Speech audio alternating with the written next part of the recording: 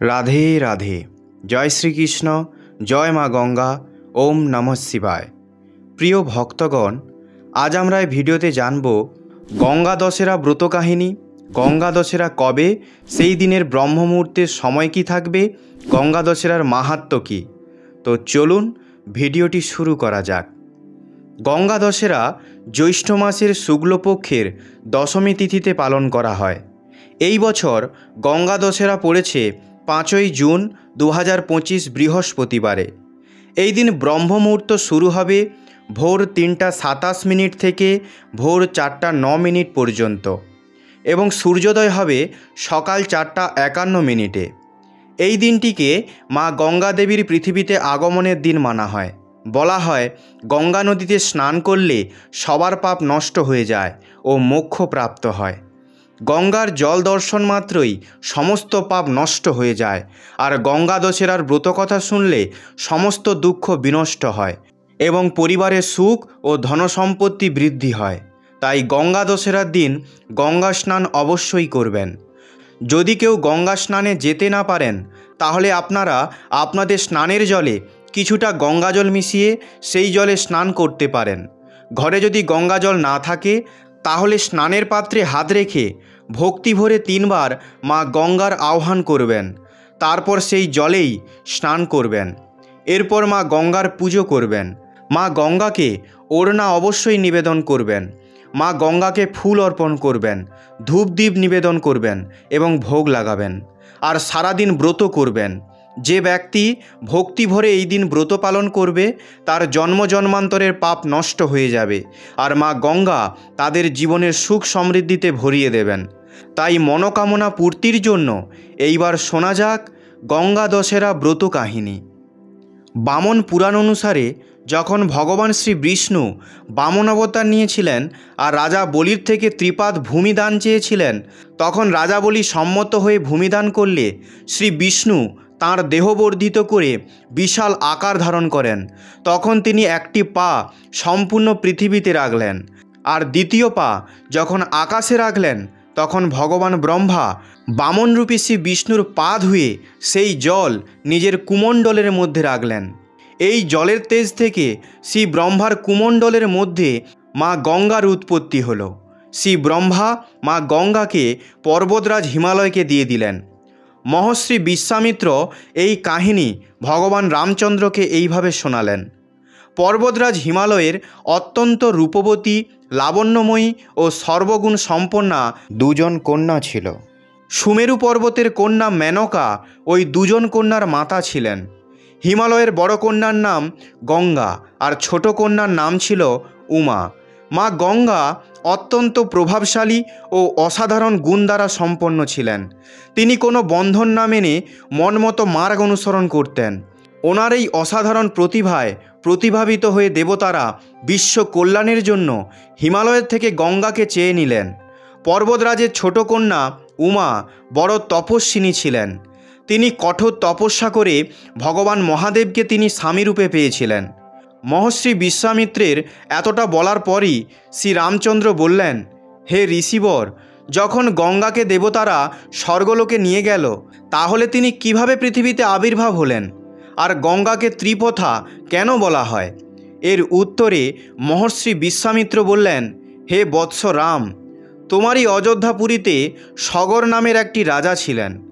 সগরের কোনো পুত্র ছিল না। সগরের বড় রানী কেশিনী বিদর্ভের রাজকন্যা ছিলেন। কেশিনী সুন্দর, ধর্মাত্মা ও ধর্মপরায়ণ ছিলেন। সগরের দ্বিতীয় রানীর নাম সুমতি ছিল। তিনি রাজা অরিষ্টের কন্যা ছিলেন। 2 রানীকে নিয়ে মহারাজ সগর হিমালয়ের ভৃগু প্রসন নামক স্থানে গিয়ে পুত্র প্রাপ্তির জন্য তপস্যা করতে লাগলেন। ওনার তপস্যায় প্রসন্ন হয়ে মহর্ষি ভৃগু ওনাকে বর দিলেন, তোমার অনেক পুত্র প্রাপ্তি হবে।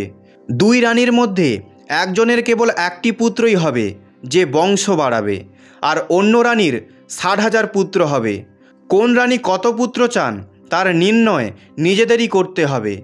কেশিনী বংশ বাড়ানোর জন্য একটি পুত্র কামনা করলেন, আর গরুড়ের ভগিনী সুমতি 60,000 পুত্রের কামনা করলেন।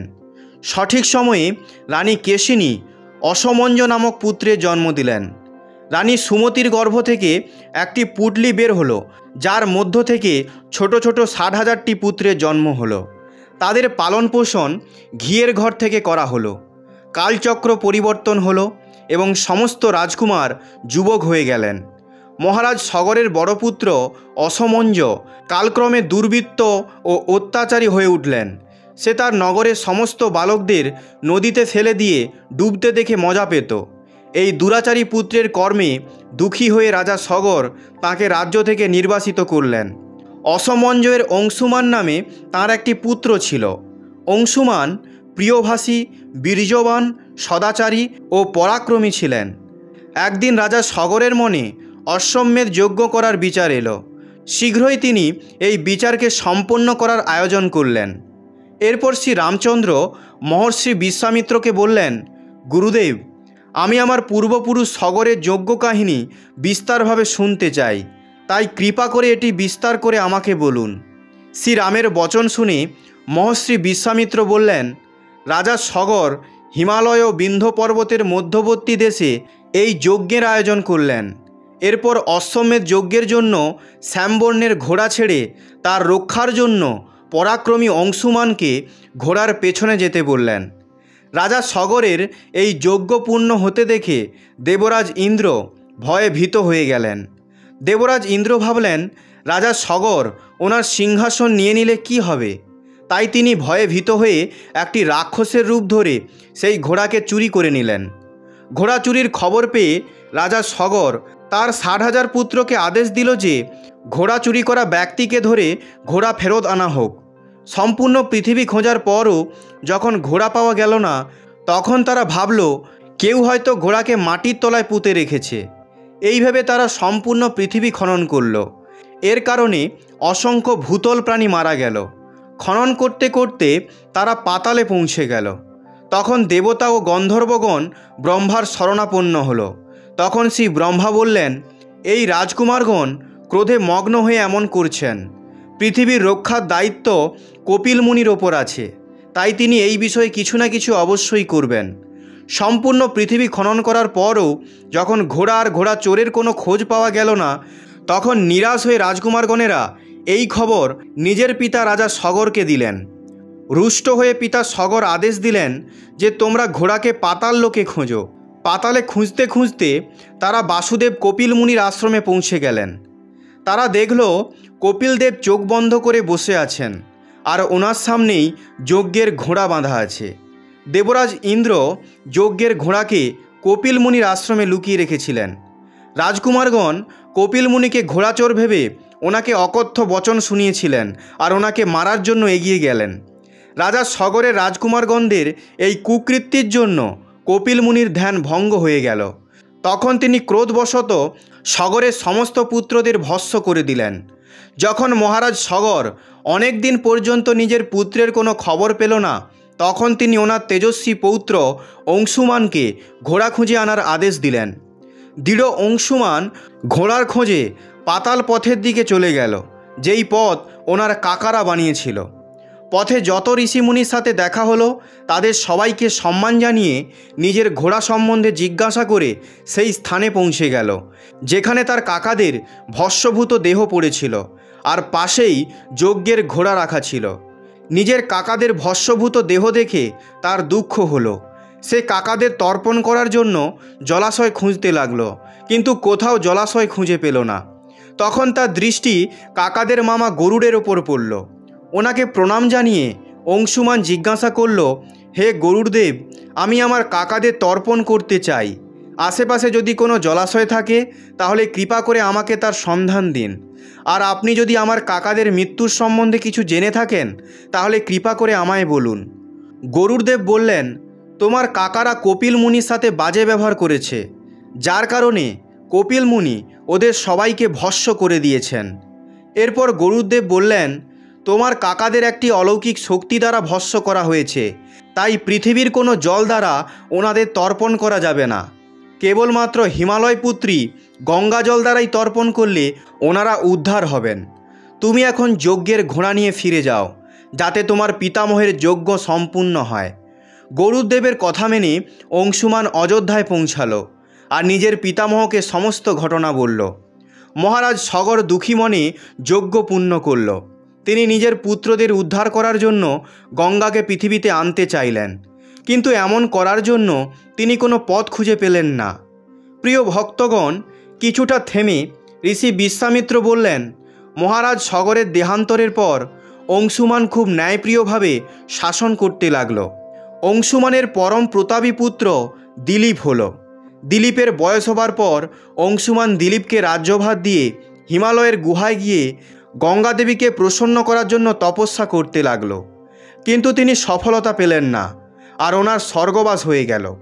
অন্যদিকে দিলীপের ধর্মনিষ্ঠ পুত্র ভগীরথ বড় হলো। ওনাকে রাজ্যের ভার দিয়ে দিলীপও গঙ্গাকে পৃথিবীতে আনার জন্য তপস্যা করতে চলে গেলেন, কিন্তু উনিও মনোবাঞ্ছিত ফল পেলেন না। ভগীরথ অত্যন্ত প্রজাবৎসল নরেশ ছিলেন, কিন্তু ওনার কোনো সন্তান ছিল না। তাই তিনি মন্ত্রীদের রাজ্যের ভার দিয়ে গঙ্গা দেবীকে পৃথিবীতে অবতরণ করানোর জন্য বনে গিয়ে কঠোর তপস্যা করতে লাগলেন। ওনার তপস্যায় প্রসন্ন হয়ে শ্রী ব্রহ্মা বরদান চাইতে বললেন। ভগীরথ শ্রী ব্রহ্মাকে বললেন, হে প্রভু, যদি আপনি আমার ওপর প্রসন্ন হয়ে থাকেন তাহলে আমাকে এই বরদান দিন, রাজা সগরের সমস্ত পুত্ররা অর্থাৎ আমার পূর্বপুরুষেরা আমার প্রচেষ্টা দ্বারাই যেন গঙ্গাজল পায়, যাতে ওনাদের উদ্ধার সম্ভব হয়। এছাড়া আমাকে সন্তান প্রাপ্তির বর দিন, যাতে ইক্ষ্বাকু বংশ নষ্ট না হয়। শ্রী ব্রহ্মা বললেন, সন্তান পাওয়ার তোমার যে ইচ্ছে আছে তা শীঘ্রই পূরণ হবে, কিন্তু তোমার চাওয়া প্রথম বরদান দিতে গেলে অনেক কঠিনতা সামনে আসবে। কারণ গঙ্গা যদি স্বর্গ থেকে সরাসরি পৃথিবীতে পড়ে তাহলে ওনার বেগে পৃথিবী সামলাতে পারবে না। দেবী গঙ্গার বেগকে সামলানোর ক্ষমতা মহাদেব ছাড়া আর কারোর মধ্যে নেই। তাই তোমাকে মহাদেবকে প্রসন্ন করতে হবে, শিবশম্ভুর আরাধনা করতে হবে। এতটুকু বলে শ্রী ব্রহ্মা অন্তর্ধান হয়ে গেলেন। ভগীরথ সাহস হারালো না। তিনি 1 বছর ধরে একটি পায়ের আঙুলে ভর দিয়ে ভগবান শিবের তপস্যা করতে লাগলেন। শুধুমাত্র বায়ু ছাড়া তিনি অন্য কিছু গ্রহণ করেননি। শেষে এই অনন্য ভক্তিতে প্রসন্ন হয়ে ভগবান শিব ভগীরথকে দর্শন দিয়ে বললেন, আমি তোমার মনোকামনা পূর্ণ করার জন্য গঙ্গাদেবীকে মস্তকে ধারণ করব। এই সূচনা পেয়ে গঙ্গাদেবীকে সর্বত্যাগ করতে হলো। এই সময়ে মা গঙ্গাদেবী স্বর্গলোক থেকে কোথাও যেতে চাইছিলেন না। তাই তিনি ভাবলেন, আমি আমার প্রচণ্ড বেগ দ্বারা ভগবান শিব সহিত পৃথিবী ভেদ করে পাতালে চলে যাব। তিনি ভয়ানক বেগে ভগবান শিবের মস্তকে অবতারিত হলেন। গঙ্গাদেবীর এই বেগ দ্বারা অবতরণ দেখে ভগবান শিব ওনার অহংকার বুঝতে পারলেন। ভগবান শিব গঙ্গাদেবীর বেগকে নিজের জটায় সমাহিত করে নিলেন। গঙ্গাদেবী নিজের সমস্ত প্রচেষ্টার পরও মহাদেবের জটা থেকে বেরোতে পারলেন না। গঙ্গাদেবীকে এভাবে ভগবান শিবের জটায় বিলীন হতে দেখে ভগীরথ আবার ভগবান শিবের তপস্যা করলেন। ভগীরথের এই তপস্যায় প্রসন্ন হয়ে ভগবান শিব মা গঙ্গাকে হিমালয় পর্বতস্থিত বিন্দুসারে ছেড়ে দিলেন। ছাড়া মাত্রই গঙ্গাদেবী ভগীরথের পেছন পেছন যেতে লাগলেন। যেদিকে ভগীরথ যেতেন গঙ্গাদেবী সেদিকেই বেঁকে যেতেন। বিভিন্ন স্থানে স্থানে দেব, যক্ষ, কিন্নর, ঋষিমুনিরা তাকে স্বাগত জানাতে উপস্থিত ছিলেন। যে সেই জল স্পর্শ করছিল সে সমস্ত ভববাধা থেকে মুক্ত হয়ে যাচ্ছিল। চলতে চলতে গঙ্গাদেবী সেই স্থানে পৌঁছালেন যেখানে ঋষি জাহ্নু যজ্ঞ করছিলেন। গঙ্গাদেবী ওনার বেগ দ্বারা যজ্ঞকুণ্ডের মধ্যে সমস্ত ভাসিয়ে নিয়ে চলে যাচ্ছিলেন। ফলে ঋষির অনেক ক্রোধ হলো, আর উনি ক্রোধবশত গঙ্গার সমস্ত জল পান করে নিলেন। এই দেখে সমস্ত ঋষিমুনিরা বিস্ময় হয়ে গেলেন। সবাই গঙ্গাদেবীকে মুক্ত করার জন্য ওনার নাম জপ করতে লাগলেন। তখন ঋষি জাহ্নু বিষণ্ণ হয়ে গঙ্গাদেবীকে কান ধরে বার করে দিলেন আর ওনাকে নিজের পুত্রী রূপে স্বীকার করলেন। তখন থেকেই গঙ্গাকে জাহ্নুমুনির কন্যা বা জাহ্নবীও বলা হয়। এরপর গঙ্গাদেবী ভগীরথের পেছন পেছন চলতে চলতে সমুদ্রে পৌঁছে গেলেন। সেখানে সগরের পুত্র অর্থাৎ তার পূর্বপুরুষদের উদ্ধার করার জন্য অতল গহরে চলে গেল। ওনার জলের স্পর্শে ভস্মীভূত হওয়া সগরের পুত্ররা নিষ্পাপ হয়ে স্বর্গে গেল। সেই দিন থেকে গঙ্গার 3টি নাম হলো ত্রিলোক পদগামিনী, জাহ্নবী ও ভাগীরথী। কপিল মুনির আশ্রমে গঙ্গা দেবী পৌঁছানোর পর শ্রী ব্রহ্মা প্রসন্ন হয়ে মা গঙ্গাকে বরদান দিলেন, হে গঙ্গা, তোমার পুণ্যের প্রতাপ দ্বারা প্রাপ্ত গঙ্গাজল দ্বারা যে মানুষ স্নান করবে বা পান করবে সে সর্বপ্রকার দুঃখরহিত হয়ে শেষে স্বর্গে স্থান পাবে। যতক্ষণ পৃথিবীতে গঙ্গা দেবী প্রবাহিত হবে ততক্ষণ ওনার নাম ভাগীরথী হবে, আর সম্পূর্ণ পৃথিবীতে লোকেরা তোমার কীর্তি ছড়িয়ে থাকবে। সমস্ত মানুষ শ্রদ্ধা সহকারে তোমাকে স্মরণ করবে। এসব বলেই শ্রী ব্রহ্মা অন্তর্ধান হয়ে গেলেন। ভগীরথ আবার নিজের পূর্বপুরুষদের শ্রদ্ধাঞ্জলি দিলেন।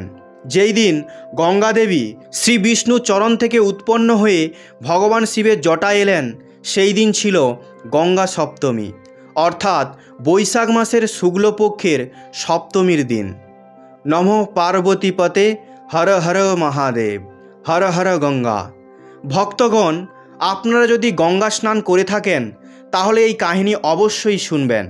এবার শ্রবণ করুন গঙ্গা স্নান কাহিনী। এই কাহিনী অনুসারে গঙ্গার ঘাটে শ্রদ্ধালুদের অনেক ভিড় ছিল, আর সেই দিনে ভোলানাথ মা পার্বতীকে সাথে নিয়ে পৃথিবীতে ভ্রমণের জন্য বেরিয়েছিলেন নিজের প্রিয় নগরী কাশীর দিকে। তখনই আকাশপথে যাওয়ার সময় মা পার্বতীর নজর গঙ্গা ঘাটের ভিড়ের দিকে পড়ল। মা পার্বতী ভগবান শিবকে এই ভিড়ের কারণ জিজ্ঞাসা করলেন। ভগবান শিব বললেন, আজ থেকে মাঘ মাসে স্নান পর্ব শুরু হয়েছে। এই মাঘ মাসে স্নান করা ব্যক্তি স্বর্গে যায়, তাই গঙ্গা ঘাটে এত শ্রদ্ধালুদের ভিড় জমা হয়েছে। প্রিয় ভক্তগণ, মা পার্বতীর ভিড় সম্বন্ধীয় কৌতূহল শান্ত হয়ে গিয়েছিল, কিন্তু আরেকটি প্রশ্ন উদয় হয়েছিল। তিনি ভোলানাথকে জিজ্ঞাসা করলেন, হে ভগবান, হে ভোলানাথ, গঙ্গা স্নান করা এই সমস্ত লোক স্বর্গে চলে গেলে কি হবে? স্বর্গে এত স্থান কোথায় আছে প্রভু? তাহলে লক্ষ লক্ষ বছর ধরে লক্ষ লক্ষ লোক গঙ্গা স্নান করে স্বর্গেই চলে যাচ্ছে, তাহলে সেই সমস্ত লোকেরা কোথায় আছে? স্বর্গে কোথায় তারা স্থান পেয়েছে?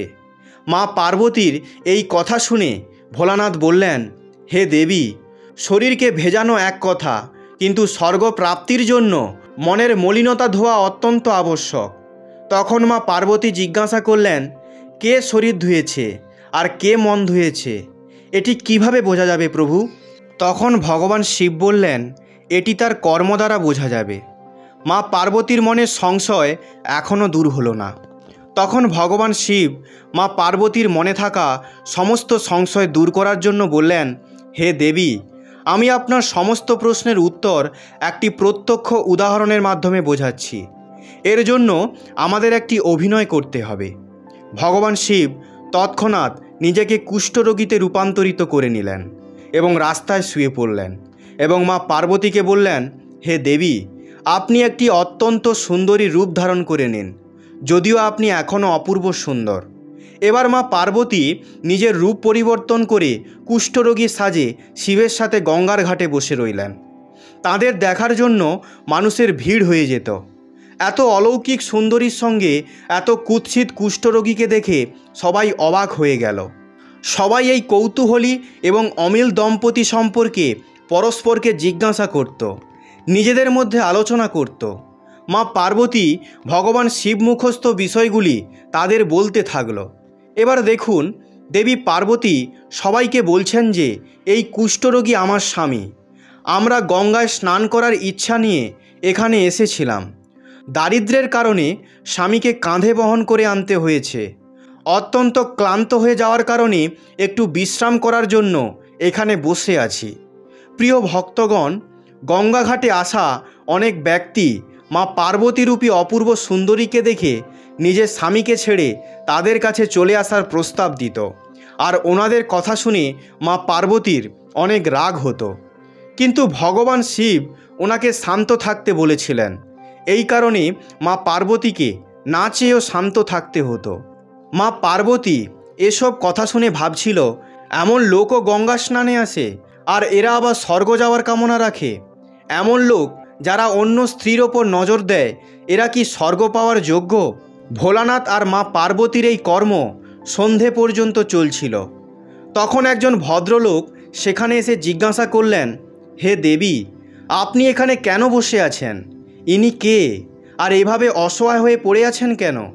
মা পার্বতী বললেন, ইনি আমার স্বামী। আমরা গঙ্গায় স্নান করার জন্য এসেছি এবং এখানে বসে বিশ্রাম নিচ্ছি। বিশ্রামের পর আমরা গঙ্গায় স্নান করব। প্রিয় ভক্তবৃন্দ এইভাবে তাকেও সমস্ত কথা বলল। এই কথা শুনে ভদ্রলোকের চোখে জল ভরে গেল। তিনি সাহায্যের প্রস্তাব দিলেন এবং কুষ্ঠরোগীরূপী ভগবান শিবকে কাঁধে করে বহন করে গঙ্গা জলের সামনে পৌঁছে দিল। এমনকি তারা গঙ্গা স্নানও করে নিল। এরপর ভদ্রলোকটি সাথে করে ছাতু এনেছিলেন, তা তাদের দুজনকে খেতে দিল। সুন্দরীরূপী মা পার্বতীকে বারবার প্রণাম করে বলল, হে দেবী, আপনার মতো দেবীরা এই পৃথিবীর স্তম্ভ। ধন্য আপনি, যেভাবে আপনি নিজের ধর্ম নির্বহন করছেন। এরকম করে ওই ভদ্রলোকটি মা পার্বতী ও ভগবান শিবকে প্রণাম করলেন। ভগবান শিব এবং মা পার্বতী তাকে আশীর্বাদ দিলেন।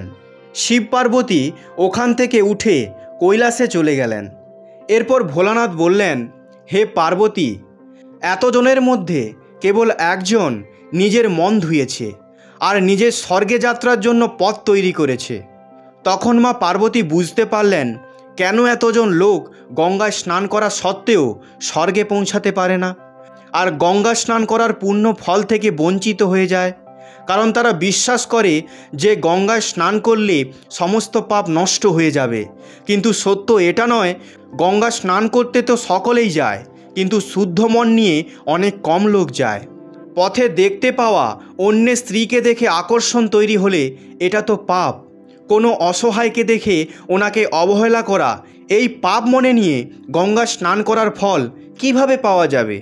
যে লোক ধর্ম, কর্ম, পুণ্য দান করে গঙ্গা স্নান করে তাদের পাপ সর্বদাই শেষ হয়ে যায়।